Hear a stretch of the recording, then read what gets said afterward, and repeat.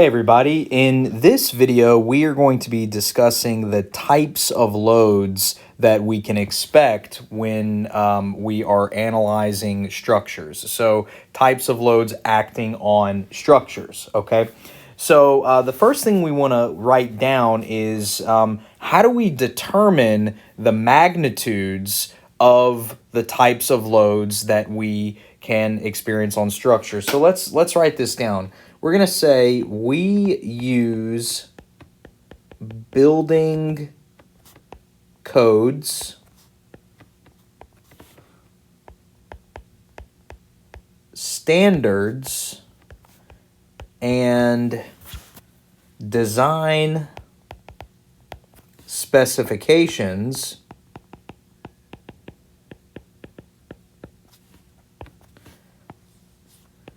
to help us determine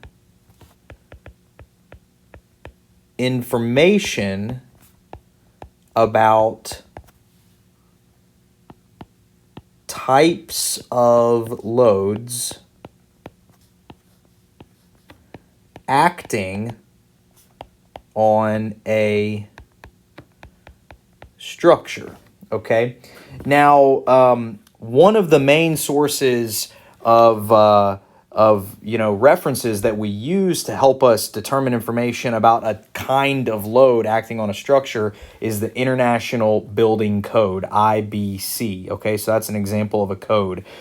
We also commonly use the ASCE 7 standard. Okay, that's like a design standard to help us determine types of loads acting on a structure. And then we also can use design specifications. For example, there's the ASCE Steel Construction Manual, which is basically like a design specification, but also kind of acts like a code as well based on the information it has in it. But we use these sources to help us determine information about the kinds of loads acting on a structure. And these are, books. These are expensive books that have information in them about how do we determine the types of loads acting on a structure, okay? So our main source that we use in terms of a standard in structural engineering is ASCE 7, okay? So ASCE, that's American Society of Civil Engineers,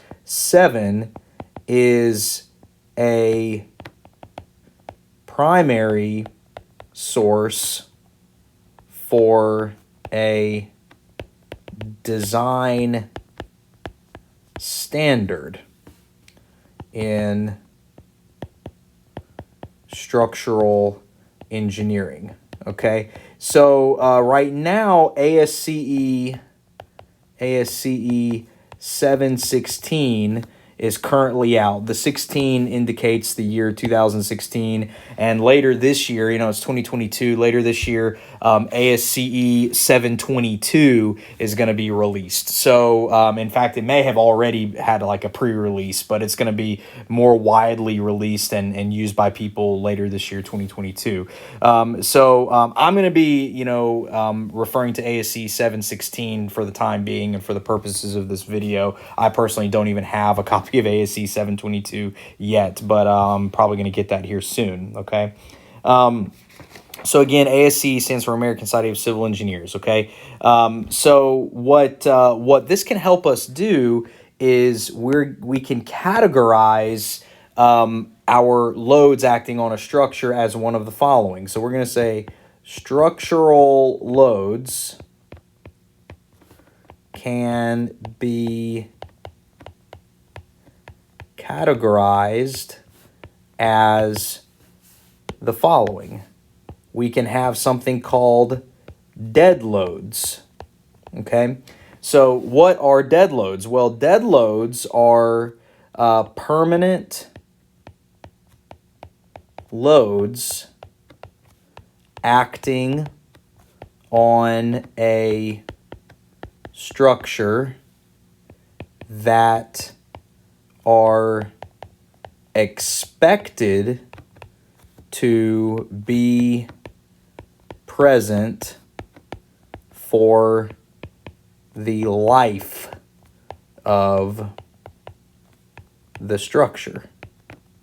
Okay, so a dead load, again, is any load that is expected to be permanent acting on a structure. So a common dead load is the self-weight of a structure. So if a structure has a certain weight in pounds or kips, that would be a dead load. A dead load is also anything that's permanently attached to that structure, that's not going to go there at all for the life of the structure. So that's dead loads. Okay, another type of structural load that our ASCE 7 can help us categorize is live loads.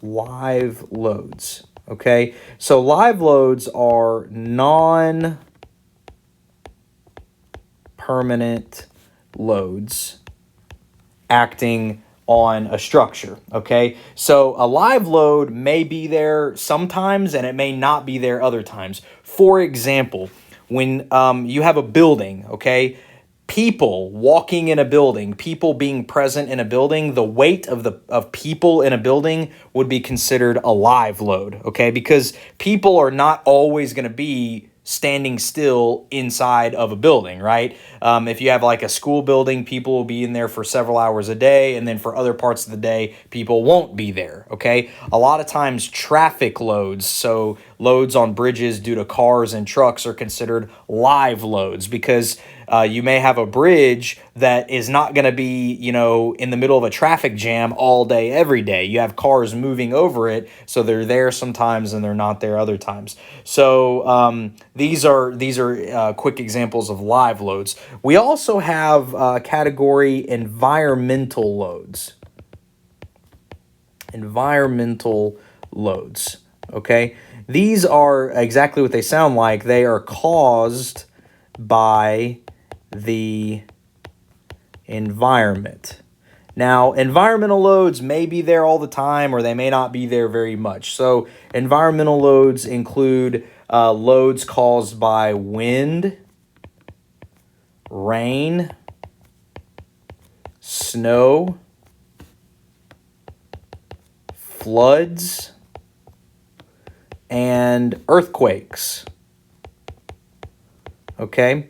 So these are some examples of environmental loads. These are loads that the environment cause on a structure. So when you have the wind blowing on a building, then the force or the distributed load acting on the building due to the wind blowing, that's an example of an environmental load, okay? We also sometimes can categorize hydrostatic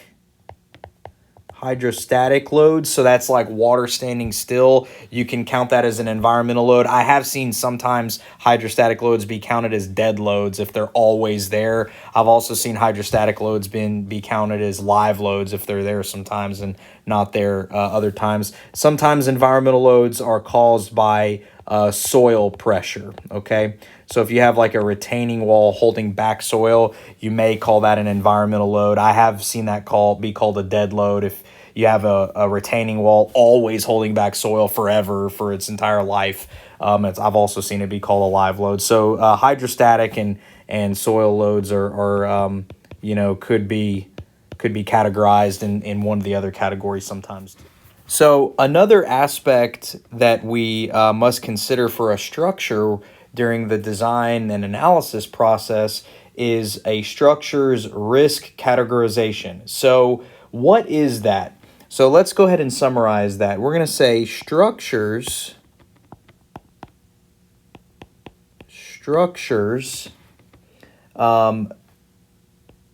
shall be classified in a what's called risk category based on the risk of human life and welfare should the structure fail.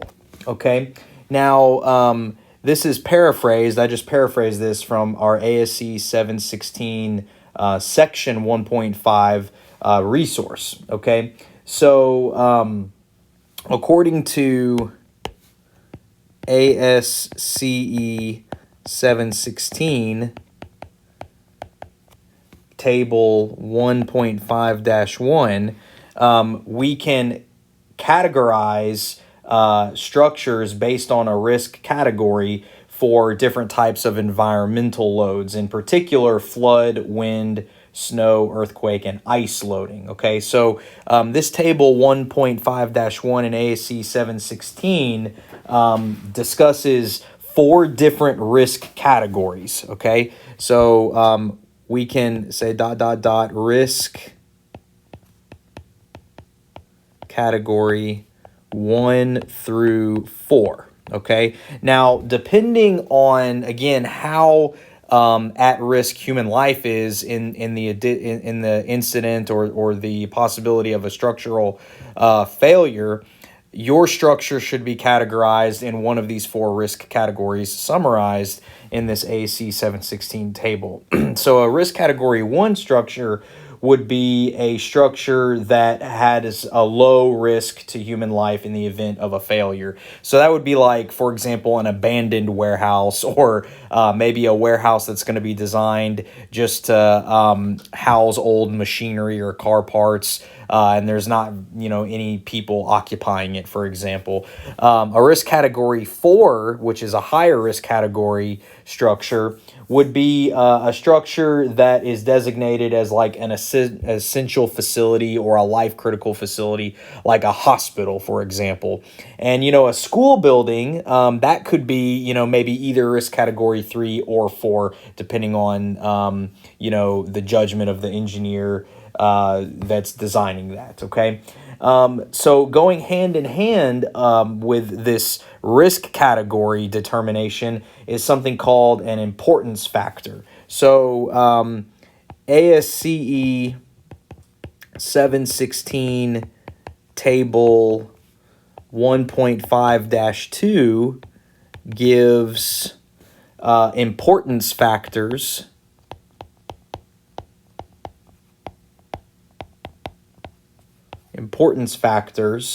by risk category. So, and it's based on snow, ice, and earthquake loads and wind loads. Okay, so these are 2 attributes of a structure that need to be determined early on in the analysis and design process while you are determining the loads acting on that particular structure. Okay, so that summarizes our brief video that gives us kind of an overview of different loading types on structures, as well as how to classify a structure based on risk category and then determining its corresponding importance factor based on that risk category. Thanks for watching.